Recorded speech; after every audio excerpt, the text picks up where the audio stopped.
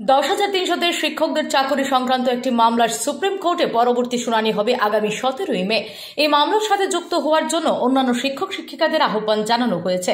এদিন এক সাংবাদিক সম্মেলনে 10,323 শিক্ষক প্রকাশ দেববর্মা এই আহ্বান জানিয়েছেন। 10,323 শিক্ষকদের সবার চাকরি যায়নি। তথ্যের ভিত্তিতে সংশ্লিষ্ট বিষয়ের সুপ্রিম কোর্টে পিটিশন দাখিল করেছেন 10,323 শিক্ষকদের মধ্যে 1,017 জন শিক্ষক শিক্ষিকা। সংশ্লিষ্ট মামলাটির শুনানি আগামী 17 মে অনুষ্ঠিত হবে। আবেদনকারীদের পর্যাপ্ত তথ্যের ভিত্তিতে সুপ্রিম কোর্ট এই মামলাটি গ্রহণ করেছে। অনেকেই এই মামলার সাথে যুক্ত হননি, তাদের যুক্ত হওয়ার জন্য এদিন সাংবাদিক সম্মেলন করে আহ্বান জানিয়েছেন 10,323 শিক্ষকদের মধ্যে খোয়াইয়ের প্রকাশ দেববর্মা নামে এক শিক্ষক।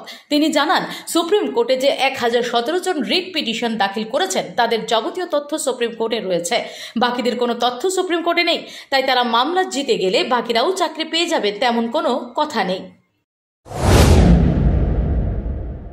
আমরা বর্তমানে সর্বমোট 1,017 জন ভারতবর্ষের সর্বোচ্চ আদালত সুপ্রিম কোর্টে গিয়ে বলতে পেরেছি যে 2014 সালের ত্রিপুরা হাইকোর্টের মাননীয় বিচারপতির রায়ে চাকুরি হারা 462 জন শিক্ষক আমরা নয়।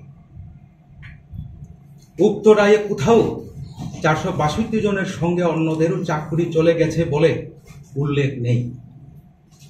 এই ব্যাপারে আমরা আমাদের পরামর্শদাতার পরামর্শক্রমে 2023-এর প্রথম দিকে মাত্র 17 জন সহযোদ্ধাদের নিয়ে প্রথম কেস করি।